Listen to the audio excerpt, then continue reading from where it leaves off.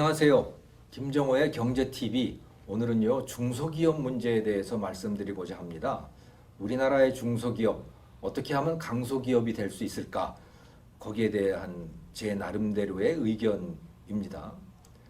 제가 작년 10월 달에 스위스의 중소기업 연합회를 방문한 적이 있었어요.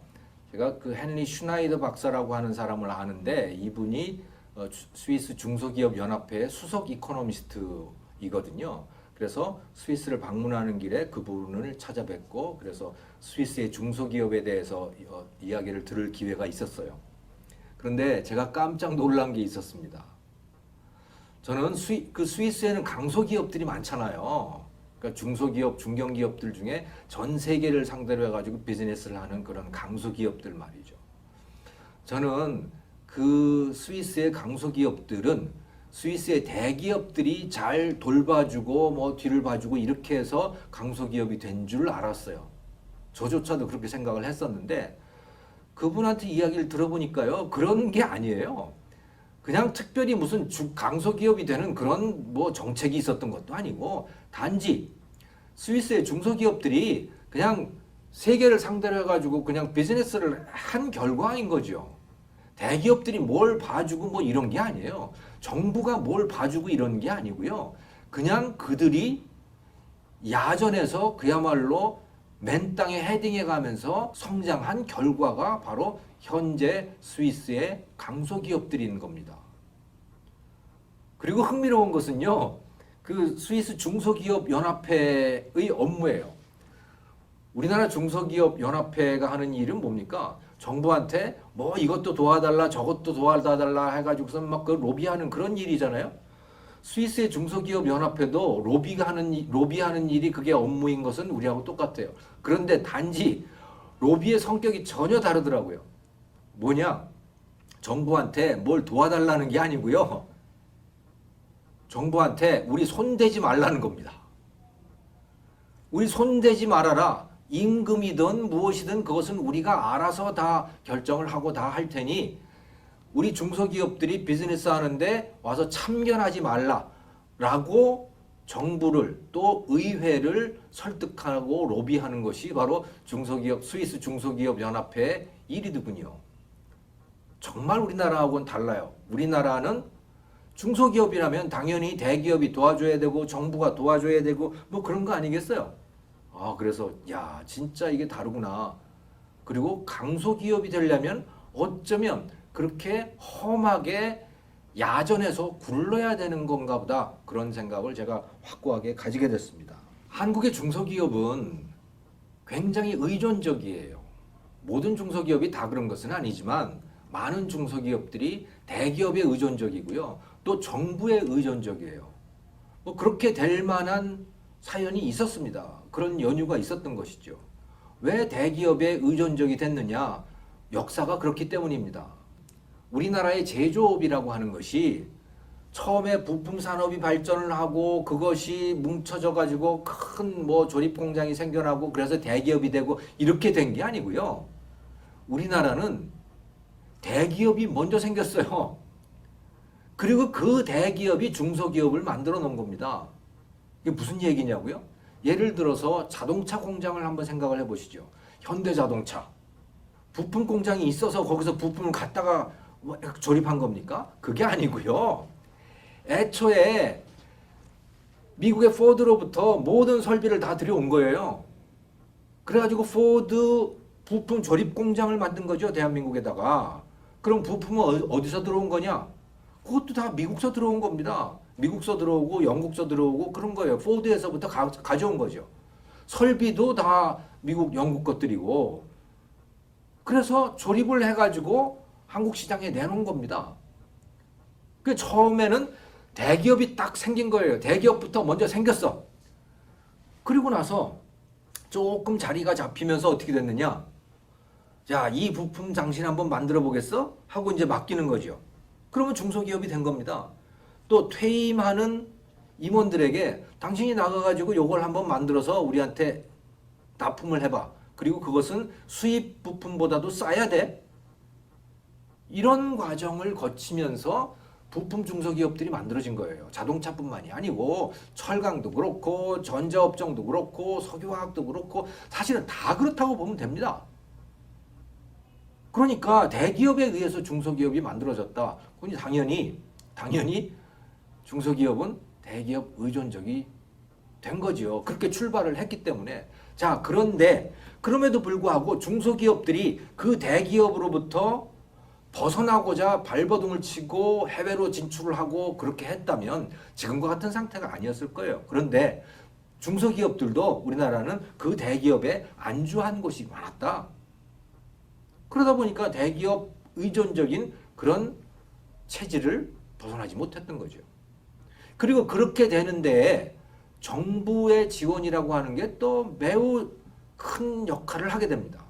우리나라는요, 중소기업에 대해서 정부가 굉장히 지원을 많이 해줍니다. 세계에서 가장 많이 해줍니다. 여러분 잘 안 믿어지시지요? 그러면 이 그래프를 한번 보시기 바랍니다. 이것은 OECD에서 발표한 데이터거든요. 그 나라 전체 GDP 중에서 중소기업에 지원되는 정책금융의 비중이 얼마나 되는가라고 하는 것을 그 퍼센트를 보여주고 있는 거예요. 그냥 한눈에 봐도 아시겠죠? 한국 6%입니다. 그런데 이 그래프 밑에 쭉 깔려있는 그 나라들 보세요. 1% 밑으로 다 깔려있죠? 스위스도 뭐 1% 뭐 고수준입니다. 대부분의 나라들이 스위스도 그렇고 뭐 아무튼 대부분의 나라들이 다 GDP의 1% 밑고 뭐 그게 중소기업에 대한 정책 금융이에요. 중소기업을 적극적으로 도와준다라고 하는 나라가 포르투갈인데 포르투갈이 3%입니다. 그런데 한국은 6%예요. 뭐 그야말로 독야청청. 예. 한국은 압도적으로 중소기업 지원 금융의 비중이 높습니다. 이게 금융뿐만이 아니고요. 이렇게 정책 자금뿐만이 아니고 중소기업 고유업종, 중소기업 적합업종, 동반성장 뭐 이런 거를 말하는 나라. 그리고 이것은 중소기업 말고는 못 들어가. 이런 식으로 접근하는 나라는 없어요. 한국만 그럽니다. 이건. 자, 이렇기 때문에 중소기업들은 정부 의존적이 된 거예요. 자, 중소기업을 지원하는 이유가 뭔가요? 중소기업이 그 지원금을 받아서 또는 보호를 받아서 보호받는 기간 동안에 부지런히 경쟁력을 높여가지고 그래서 중견기업으로도 되고 또 대기업도 되고 이렇게 해달라고 지원을 하는 거 아니겠어요? 너는 보호해 줄 테니까 평생 동안 중소기업으로 그냥 있어라. 내가 먹여 살려줄게. 이래서 지원하는 게 아니잖아요. 그런데 결과는 뭐냐? 결과는 평생 중소기업으로 머물러 있게 만들더라라고 하는 겁니다. 이 그래프를 한번 보시기 바랍니다. 이 그래프에 이것은 한국경제연구원의 이병기 박사라고 하는 분이 2000년부터 2012년까지 12년 동안의 데이터를 쭉 추적을 했어요. 기업들의 데이터를 추적을 해가지고 거기에서 기업이 중소기업에서 대기업, 중견기업으로 성장할 확률은 얼마나 되느냐 또는 중견기업, 대기업이었던 기업들이 추락할 확률은 얼마나 되는 거냐라고 하는 것을 쭉 추적을 해본 겁니다. 그래서 여기 성장 확률, 퇴보 확률 이렇게 돼 있잖아요. 성장 확률 한번 보세요. 50에서 99명짜리 기업이 100에서 299명짜리 기업으로 성장할 확률은 21%예요. 그러니까 중소기업과 대기업의 그 경계는 300명입니다. 자, 그런데요. 그러니까 중소기업에서 조금 더 큰 중소기업으로 성장할 확률은 21%. 그런데 100명에서 299명, 즉 중소기업에서 대기업 그 경계에 있는 중소기업들이 대기업으로 넘어갈 확률은 얼마나 되느냐? 7.2%에 불과해요. 이거는 별로 넘어가는 기업이 없는 겁니다. 하고 싶지 않은 거죠. 일단 대기업이 된 기업이 더 커질 확률은 어떻게 되느냐? 300에서 499명짜리 기업이 500에서 999명짜리 기업으로 성장할 확률은 어떻게 되느냐? 13.1%입니다. 이건 또 확 뛰죠. 그러니까 무슨 얘기냐면 중소기업이 대기업 되고 싶지 않다는 얘기입니다. 왜? 중소기업으로 있으면 좋거든요. 아니 온 사회에서 다 불쌍하다고 얘기를 해주지 뭐 정책금융 주지 뭐 그러잖아요. 근데 대기업이 되면 어떻게 돼요? 그때부터 골치 아픈 게 한두 가지가 아닌 거예요. 예, 지원금이 없어지는 건 말할 것도 없고 일단 나쁜 놈이 돼버립니다. 그때부터는 대기업이니까. 그러니까 안 클라고 해요. 안 클라고 해요. 자, 오히려 그래서 거꾸로 가려고 하는 거죠. 자, 퇴보 확률을 한번 보시기 바랍니다. 퇴보 확률 여기에서 자 100명에서 299명짜리가 50에서 99명 영세 기업으로 퇴보할 확률 24%. 그런데요, 300명에서 499명, 즉 이미 대기업이 되어 있는 그 기업이 중소기업, 즉 299명 밑으로 거꾸로 갈 확률이 얼마냐? 49.3%예요. 세상에. 기업이 성장하고 싶은 게 아니고요. 오히려 줄어들고 싶은 겁니다. 기업은. 줄어들고 싶어요. 중소기업이 되고 싶은 거예요. 대기업도 중소기업이 되고 싶어. 왜? 중소기업이면 다 이쁘다 그러잖아요. 중소기업이면 다 도와주잖아요. 얼마나 편해요. 그래서 이 정부의 지원책이 우리나라의 중소기업들, 우리나라의 기업들을 망치고 있다는 거예요. 지금과 같은 상황에서 한국의 중소기업은 자생력을 가질 수가 없습니다. 기업은 지원하면 안 돼요. 기업은 대기업이든 중소기업이든 영세기업이든 지원하면 안 됩니다. 기업은 그냥 스스로 커야 돼요. 못 크면 기업을 만들지 말아야 해요. 정부의 도움을 받아가지고 겨우 생존하는 그런 기업은 존재의 의미가 없는 겁니다. 그건 기업도 아니에요.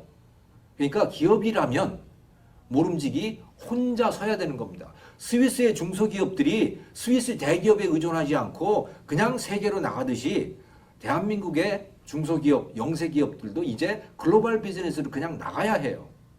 아, 우리는 영어도 못하는데 어떡하지? 영어 배우셔야죠. 어떻게 해요? 그걸 할 수 없는 겁니다. 그래서 허허벌판에 서야 된다. 이제 대한민국의 중소기업도. 대기업 탓하지 말고 정부한테 손 벌리지 말고 허허벌판에 설 때 그때 비로소 대한민국의 중소기업들도 강소기업으로 거듭날 수 있다 라고 말씀드리고 싶습니다. 고맙습니다.